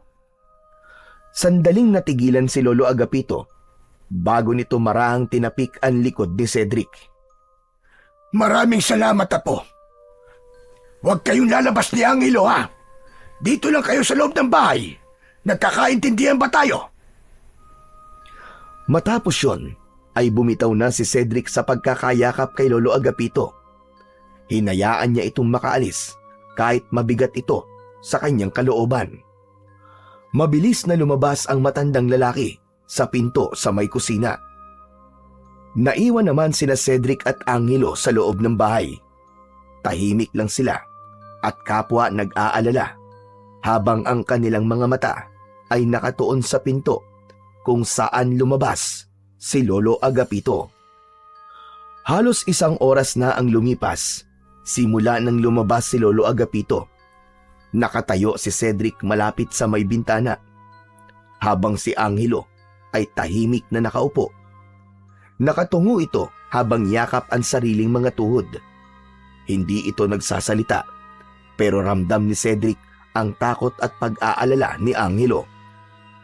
Sa gitna ng pananahimik ng dalawa, ay nagulantang sila nang marinig ang malakas na sigaw ni Lolo Agapito mula sa labas ng bahay. Mabilis na sumilip sa siwang ng bintana si Cedric at para siyang binuhusan ng malamig na tubig nang makita niya si Lolo Agapito na nakahandusay na sa lupa. Sa harapan nito ay nakatayo ang Tigbanwa na naglalaway na parang isang mabangis na hayop na gutom na gutom. Hindi na nag-isip si Cedric. Mabilis siyang tumakbo patungo sa kusina. Kuya Cedric! Kuya Cedric, saan ka pupunta? Hindi sumagot si Cedric dahil alam niyang pipigilan lamang siya ni Angelo sa balak niyang gawin. Alam niyang natatakot ito para sa kanya, pero hindi siya maaaring manatili roon habang nasa panganib ang kanyang lolo. Binuksan niya ang pinto sa may kusina at nagpasalamat siya dahil hindi yun ikinandado ni Lolo Agapito nang lumabas ito kanina. Marahil ay naisip nito na hindi naman sila lalabas ni Angelo. Nagmamadali na ngang lumabas si Cedric. Paglabas niya, ay agad niyang napansin ang mga kawayan na nakasandal sa isang puno. Matutulis ang mga dulo nun at naisip niya na pwede niya yung gamitin bilang sandata laban sa tigbanwa. Kinuha ni Cedric ang isa sa mga kawayan at mahigpit yung hinawakan. Tumakbo siya patungo kay Lolo Agapito at isinantabi muna niya ang takot at ang maaaring mangyari sa gagawin niya. Mabilis na sumugod si Cedric habang mahigpit na hawak ang matulis na kawayan. Nakatutok ang dulo ng kawayan sa tigbanwa. Ngunit sa hindi inaasahang pangyayari ay tila naramdaman ng tigbanwa ang presensya ni Cedric, kaya bigla itong lumingon sa kanya. Kahit dilaw ang kulay ng nag-iisa ng mata, ay kita niya ang panlilisik nun. Ngunit hindi huminto si Cedric sa pagsugod. Desidido siyang isaksak ang kawayan sa katawan ng tigbanwa. Mabilis ding sumugod ang tigbanwa sa kanya. Pero nang ilang dipa na lang ang layo nila sa isa't isa, ay bigla itong nawala. Napahinto si Cedric at tila huminto ang kanyang paghinga sa labis na kaba. Nasaan kang halimaw ka? Magpakita ka! Harapin mo ako! Cedric, bumalik ka na sa loob ng bahay! Hindi, Lolo. Hindi kita pwedeng pabayaan dito. Umikot ang tingin ni Cedric sa paligid niya habang pilit niyang hinahanap ang tigbanwa hanggang sa may naramdaman siyang presensya sa likuran niya. Cedric! Nasa likod mo na siya, Apo! Nanlaki ang mga mata ni Cedric sa sigaw na yon ni Lolo Agapito. Bago pa siya makalingon, ay naramdaman na niya ang pagbaon ng matutulis na kuko ng tigbanwa sa likod niya. Sinubukan ni Cedric na umakbang paunahan, ngunit nanginig ang mga tuhod niya. Nabuwal siya at padapa siyang sumubsob sa lupa. Nabitiwan niya ang kawayan habang ramdam niya ang walang kapantay na sakit at hapdi mula sa sugat niya sa kanyang likod. Marahan siyang tumihaya at nakita niya ang tigbanwa na nakatayo sa may paanan niya. Nakangisi ito na parang nasisiyahan sa paghihirap niya. Hayop ka! Hindi ako papayag na mapatay mo ako! Akmang kukunin ni Cedric ang kawayan nang biglang itinaas ng tigbanwa ang isa nitong kamay na may matutulis na mga kuko. Napagtanto niya na sasaksakin siya ng aswang gamit yon. Pakiramdam niya ng mga sandaling yon ay bumagal ang lahat ng nasa paligid niya at inisip niya sa gabing yon ay matatapos na ang kanyang buhay. Ngunit bago pa bumagsak ang matatalim na kuko ng tigbanwa kay Cedric, ay isang malakas na sigaw ang narinig niya. Huwag mo sasaktan ang apo ko! Demonyo ka! Napalingon si Cedric at nakita niyang mabilis na tumatakbo si Lolo Agapito papunta sa kanya. Sa sobrang bilis ng pangyayari, ay hindi na nagawang pigilan ni Cedric ang lolo niya. Iniharang ni Lolo Agapito ang sarili nito para protektahan si Cedric. Sa isang iglap ay bumaon ang matutulis na kuko ng tigbanwa sa dibdib ni Lolo Agapito. Nanlaki ang mga mata ni Cedric sa nangyari. Umagos ang kamay ng tigbanwa sa likod ni Lolo Agapito. Malakas na napasigaw si Cedric habang walang tigil ang pagdaloy ng luha sa kanyang magkabila ang pisngi. Nanghina ang buong katawan niya sa nakita at parang huminto ang oras. Nang sandaling yun, ay tinakasan si Cedric ng lahat ng lakas na meron siya. Napatulala na lang siya nang marahas na hinugot ng tigbanwa ang kamay nito mula sa katawan ni Lolo Agapito. Agad na bumagsak ang katawan ng lolo niya sa lupa at napansin niyang hindi na yun humihinga. Tumingin ang tigbanwa kay Cedric.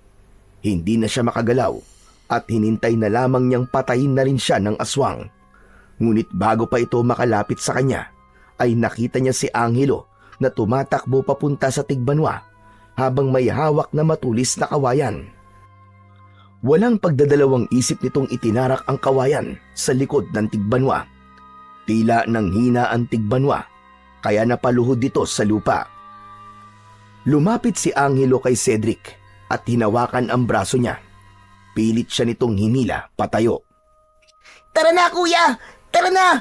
Kailangan na natin makabalik sa loob ng bahay bago pa makabawi ng lakas ng tigbanwa. Tara na, kuya! Bilisan natin! Wala sa sarili na tumayo at sumunod si Cedric kay Angelo. Nang makapasok na sila sa bahay, ay agad na isinarado ni Angelo ang pinto. Napatingin si Cedric kay Angelo at halos madurog ang puso niya nang makita na gaya niya ay umiiyak ito. Hindi pwede yun! Hindi pwede yun! Hindi pwede yun!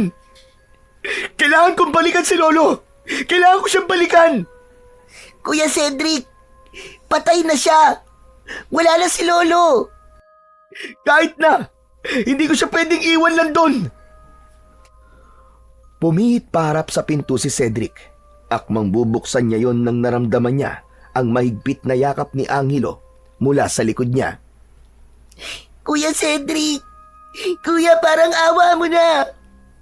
Huwag kang lumabas! Hindi ko kakayanin kung pati ikaw ay mawawala! Ayoko na po mag-isa, kuya! Palagi na lang po akong iniiwan ng mga taong mahal ko!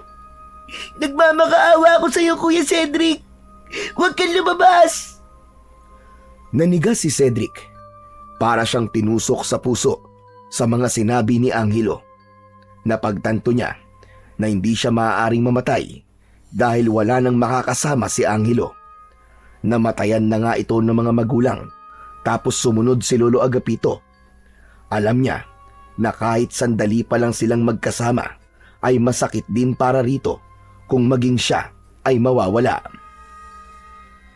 Dahan-dahan niyang ibinaba ang kamay niya mula sa hawakan ng pinto. Nanatili silang nakatayo doon, umiiyak pareho. Parehas nagdadalamhati sa pagkamatay ni Lolo Agapito. Sa labas naman, maririnig pa rin nila ang mabibigat na yabag ng tigbanwa. Ngunit sa loob ng bahay, ang mas matinding sakit ay nasa puso ni Cedric. Ang pagkawala ng kanyang lolo at ang katotohanang wala siyang nagawa para mailigtas ito. Hindi nagtagal ay huminto na ang sigawan at kaguluhan sa labas. Nang masiguro nila Cedric at Angelo na wala na ang tigbanwa, ay saka sila lumabas.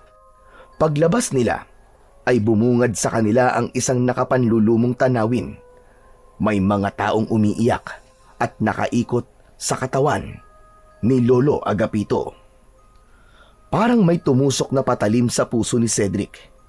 Doon niya napatunayan na mahal talaga ng mga tao sa baryo na yon ang kanyang lolo. Nang makita sila ng mga tao, ay kusa silang binigyan ng daan para malapitan ang matanda. Mabagal ang bawat takbang ni Cedric palapit sa kanyang Lolo Agapito.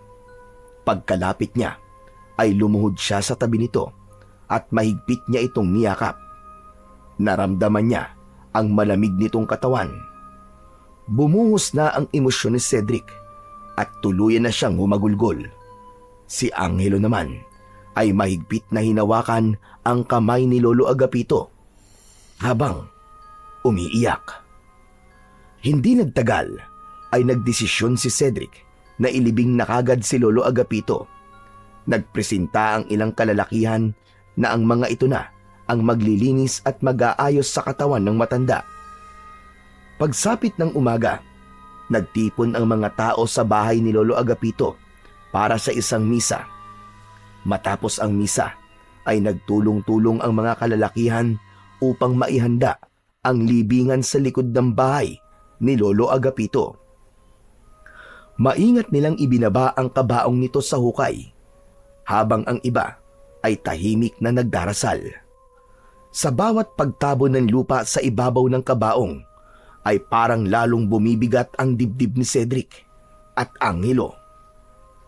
Sa ilang sandali pa, unti-unti nang nagpaalam ang mga tao. Ang iba ay lumapit kina Cedric at Angelo upang magpaabot ng pakikiramay bago umalis. Hanggang sa sila na lamang dalawa ang naiwan sa tabi ng libingan ng kanilang Lolo Agapito. Tahimik silang nakatayo. Hindi na sila umiiyak, pero bakas pa rin ang lungkot sa kanilang mga mata. Kuya Cedric, kung hindi dahil kay Lolo Agapito, ba kung ano na nangyari sa akin? Kung hindi niya ako inampun nun, malamang sa lansangan na lang ako nakatira ngayon. Hindi ko siya makakalimutan, Kuya Cedric. Malaki talaga ang puso ni Lolo sa mga nangangailangan. Kahit sino ay handa niyang tulungan. Nakakalungkot lang na natapos sa ganung paraan ng buhay niya. Isang malalim na buntong hininga ang pinakawalan ni Angelo bago ito bumaling kay Cedric. Kuya Cedric, may gusto sana akong ibigay sa'yo. Ano yun, Angelo? Hindi agad sumagot si Angelo. Sa halip, ipinasok nito ang kamay sa bulsa ng shorts nito at mula roon ay inilabas nito ang isang kwintas na may palawit na dilaw na bato. Nanlaki ang mga mata ni Cedric sa nakita. Teka, Angelo! Hindi ba yan ang mutya ng palay ni Lolo? Bakit nasa iyo yan? Kinuha ko po to kanina nang inaayos ng mga tao ang katawan ni Lolo Agapito. Ano? Bakit mo kinuha yan? Importante kay Lolo Agapito yan. Hindi ba dapat isinama na lang natin yan sa libingan niya? Nagkakamali ka, Kuya Cedric. Sigurado ako, kung nasaan man si Lolo Agapito ngayon, ay masaya siya na kinuha ko to. Paano ka naman makakasiguro sa sinasabi mo na yan? Kasi, nung wala ka pa rito, sabi ni Lolo, kapag may nangyari sa kanya, ay dapat kunin ko umutya ng palay sa kanya. Ang gusto niya kasi, ay ako ang susunod na gagamit nito. Ibig sabihin, iniwan talaga sa'yo ni Lolo ang mutya ng palay para gamitin mo sa pakikipaglaban sa Tigbanwa. Ganun ba? Opo, yun po kasi ang gusto mangyari ni Lolo. Pero inisip siguro ni Lolo na mamamatay lang siya kapag malaki na ako. Pero bata pa ako ngayon, Kuya Cedric. Hindi ko kaya makipaglaban sa Tigbanwa kahit na may mutya pa ako. Kaya naisip ko na ibigay na lang sa iyo itong mutya. Kung meron man na karapat dapat na magmana nito, ay ikaw yun kasi apo ka niya eh. Tinitigan ni Cedric ang mutya ng palay na nakapatong sa palad ni Angelo.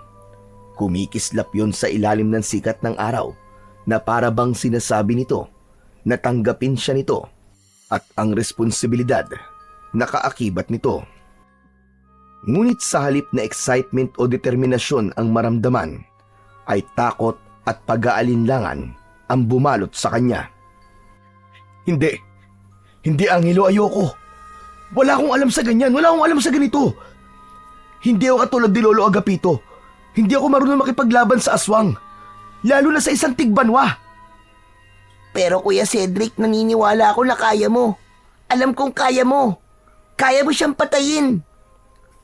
At paano mo naman nasabi yan? Nakita mo na ba ako makipaglaban sa Tigbanwa? Mas malakas di hamak ang katawan mo kaysa kay Lolo Agapito. At kung ako lang ang mas matanda at mas malakas, ako ang gagawa nito. Pero bata pa ako eh. Hindi ko pa kaya. Napayuko si Cedric. Hindi niya inaasahang maririnig yon mula kay Angelo. Gusto ko nang matapos ito, Kuya Cedric. Pinatay ng Tigbanwa si Lolo Agapito. Hindi ba dapat lang natapusin na natin siya para naman magkaroon ng hustisya ang pagkamatay ni Lolo at ng mga taong pinatay ng Tigbanwa? Nag-iba ang pakiramdam ni Cedric sa narinig. Kanina ay takot at pag-aalinlangan ang nangingibabaw sa kanya. Pero dahil sa sinabing yun ni Angelo, ay unti-unting nangibabaw ang galit sa kanyang dibdib. Naalala niya kung paano pinatay ng Tigbanwa si Lolo Agapito. Naalala niya kung paano isinakripisyo ng lolo niya ang sarili nitong buhay upang mailigtas siya. Muli siyang tumingin sa mutyang nasa kamay ni Angelo. Napakatagal niyang tinitigan yon. Maya-maya ay isang malalim na paghinga ang kanyang pinakawalan. Pag-iisipan ko muna, Angelo. Ayoko magpadalos-dalos sa desisyon ko. Sige kuya, pero sana ay wag maging matagal ang pag-iisip mo. Mamayang gabi ay sasalakay na naman ang tigbanwa. Ngayong wala na si Lolo, wala na magtatanggol sa mga tao at kailangan may pumalit kagad sa kanya. Hindi na nagsalita si Cedric. Napabuntong hininga siyang muli dahil pakiramdam niya ay mas lalong bumigat ang kanyang dibdib. Hindi niya akalain na matapos mamatay ng kanyang lolo ay may posibilidad na saluhin niya ang responsibilidad na dati nitong daladala. Upang makapag-isip ay naglakad-lakad si Cedric sa baryo Pulang Tubig. Wala siyang tiyak na direksyon dahil ang gusto lang niya ay mapag-isa at makapag-isip. Sa kanyang paglalakad, natagpuan niya ang kanyang sarili sa dulong bahagi ng baryo Pulang Tubig. Malayo na yon sa kabahayan at malapit sa mga palayan. Mula sa hindi kalayuan, isang malakas na tunog ang pumukaw sa kanyang atensyon. Mabilis siyang lumingon sa pinagmulan ng tunog. Isang lalaki ang nasa gitna ng tuyong palayan habang may hawak na flamethrower. Walang habas nitong sinusunog ang mga natitirang pananim. Tumayo si Cedric sa lilim ng isang punong kahoy at pinapanood ang lalaki. Ang apoy ay gumapang sa mga palay. Napagtanto niya na hindi yun isang simpleng pagsusunog lang. Nalaman niya base sa pag-oobserba na napeste ang mga pananim kaya kailangan ng sunugin ang mga yon. Nang matapos ang lalaki sa ginagawa, ay dinala nito ang flamethrower sa loob ng isang maliit na kubo sa gilid ng palayan. Ang sumunod na pumukaw naman sa kanya ay ang napakalakas na tunog ng malaking gilingan ng palay. Hanggang sa marahang napangiti si Cedric, isang ideya ang biglang sumiklab sa kanyang isipan na maaaring makatulong sa kanya kung sakali mang tanggapin niya ang mutya ng palay. Mabilis siyang naglakad pabalik sa bahay ni Lolo Agapito. Dala ang bagong determinasyon sa kanyang damdamin. Pagpasok ni Cedric sa bahay ni Lolo Agapito ay agad niyang nakita si Angelo na nakaupo sa lumang silya sa sala. Nakayuko ito habang hawak ang mutya ng palay. Tila malalim ang iniisip ng bata. Hindi nagtagal ay umangat ang mukha ni Angelo at tumingin kay Cedric.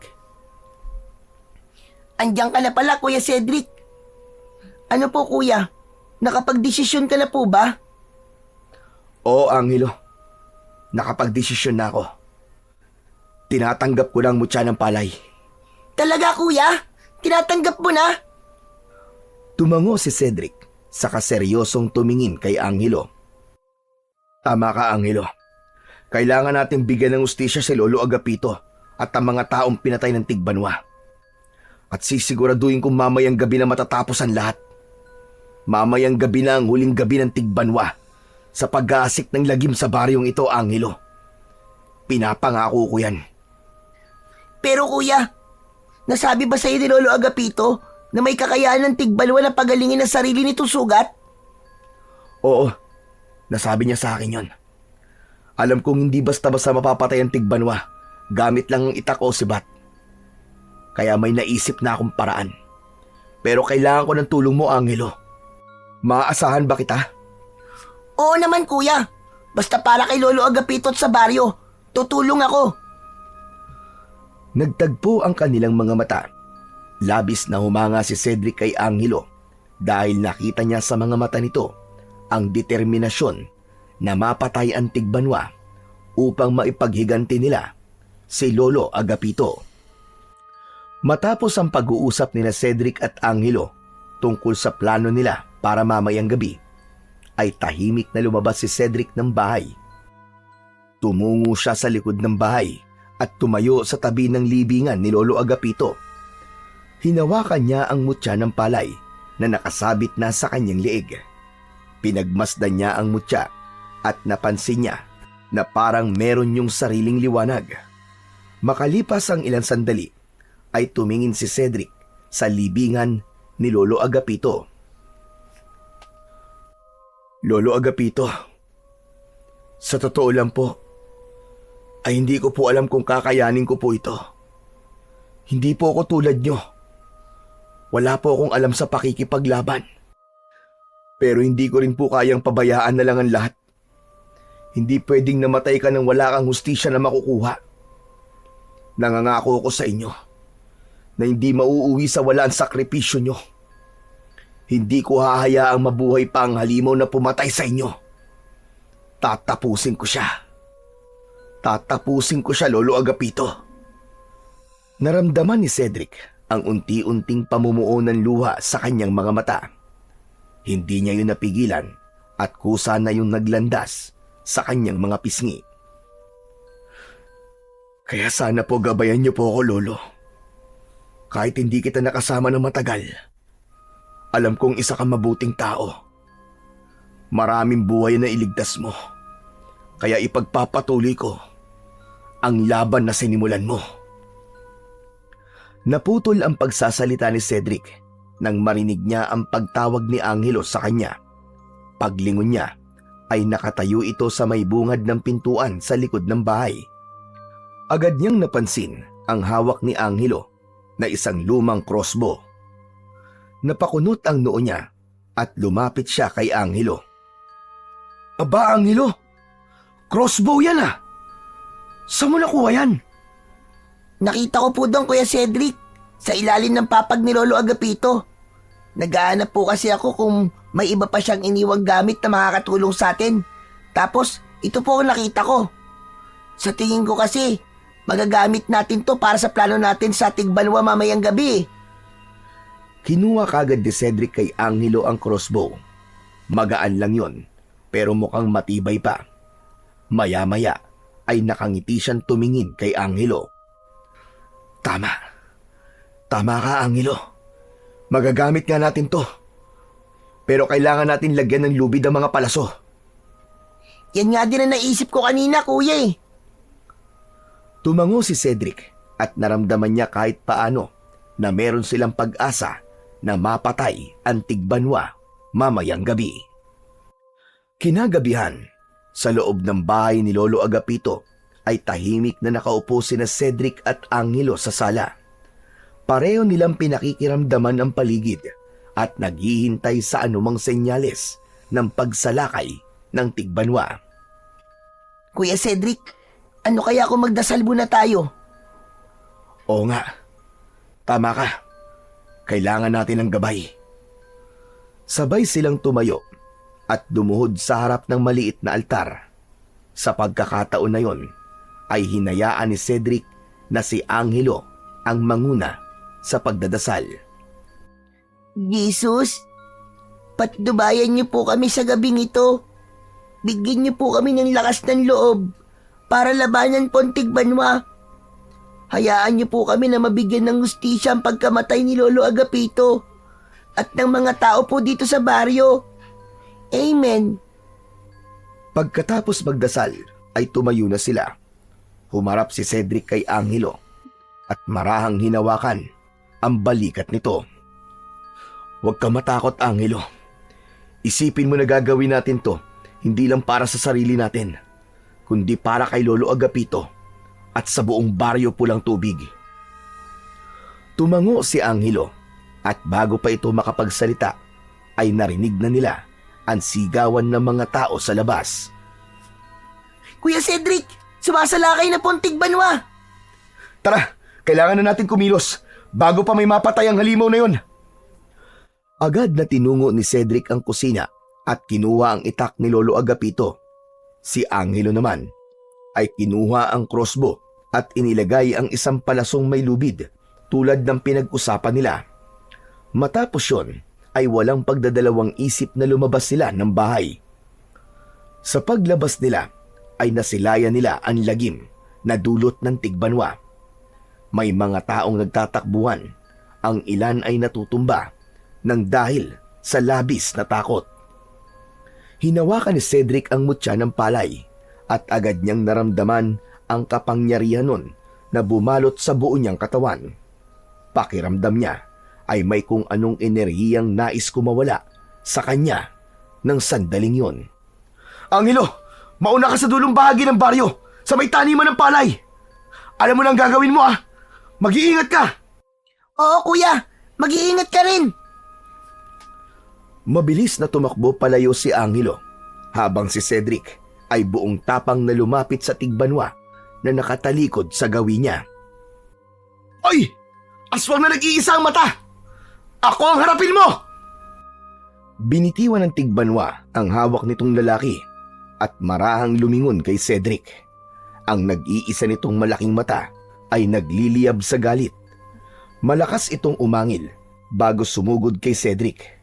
Aabutin sana siya ng dambuhalang kamay ng tigbanwa, ngulit mabilis na yumuko si Cedric. Lumusot siya sa pagitan ng malalaking hita ng tigbanwa at gamit ang matalim na itak ni Lolo Agapito ay buong puwersa niyang tinaga ang binti nito. Napahiyaw ang tigbanwa sa sakit. Alam ni Cedric na maghihilom din kagad ang sugat ng tigbanwa, kaya mabilis siyang tumakbo papunta sa dulong bahagi ng baryo. Narinig niya ang mabibigat na yabag ng tigbanwa sa kanyang likuran habang siya ay hinahabol. Habang papalapit si Cedric sa malawak na palayan, ay naramdaman niyang bumibigat ang kanyang paghinga dahil sa pagod, ngunit hindi siya huminto. Mabilis niyang tinawid ang makikitid na pilapil hanggang sa marating niya ang gitna ng taniman ng palay. Doon na siya huminto. Sa malayo, nakita niya ang higanting anino ng tigbanwa na papalapit na sa kanya. Pabilis ng pabilis ang pagtakbo ng tigbanwa patungo kay Cedric. Mas lalong humigpit ang hawak ni Cedric sa itak ni Lolo Agapito habang inaabangan ang tamang pagkakataon. Nang ilang dipa na lang ang layo ng tigbanwa, ay malakas na sumigaw si Cedric. Angelo! Ngayon na! Mula sa maliit na kubo sa gilid ng palayan ay lumabas ang batang si Angelo na hawak ang crossbow. Mabilis itong pumesto sa harapan ng tigbanwa at walang pag-aalinlangan na itinutok nito sa aswang ang hawak nitong sandata.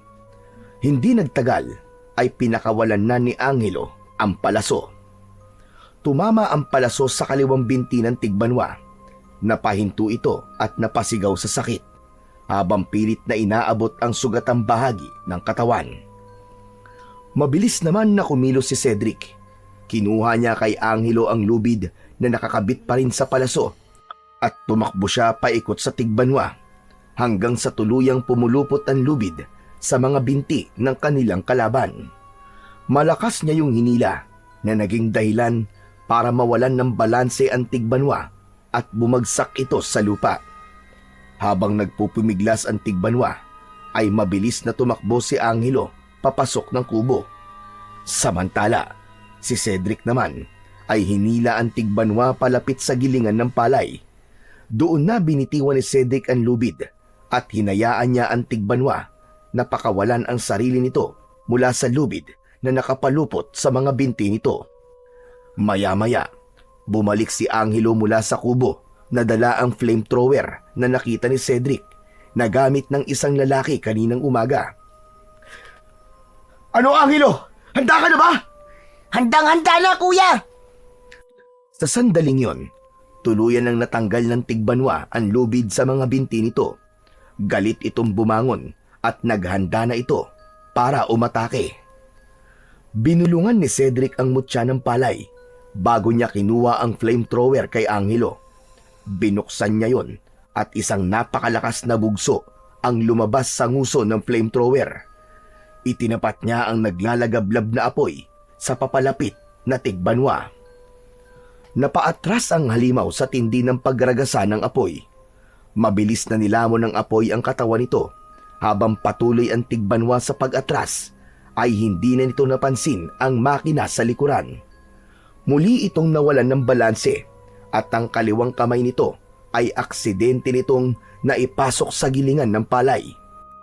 Napasigaw ang halimaw habang pilit na hinihila ang kamay nito na kinakain na ng gilingan. Binitiwan ni Cedric ang flamethrower at tumakbo siya papalapit sa tigbanwa. Matalim niya itong tinignan at pagkatapos ay galit na galit siyang sumigaw. Hayop ka! Para ito kay Lolo Agapito! Mamatay ka ng halimaw ka! Gamit ang sarili niyang lakas at kapangyarihan ng mutya ng palay, ay buong puwersa niyang sinipa ang nag-iisang mata ng tigbanwa. Dahil sa lakas ng sipa niya, ay tuluyan ng nilamon ng gilingan ng palay ang tigbanwa. Sa bilis ng pag-ikot ng makina, ay halos pulbusin nun ang laman at buto ng aswang. Hindi nagtagal, ang dating mabangis na tigbanwa ay naging mga pera-perasong durog na laman at buto na lang ang dumaloy sa kabilang dulo ng gilingan. Tahimik na pinatay ni Cedric ang makina nang masiguro niya na nagiling na ang tigbanwa.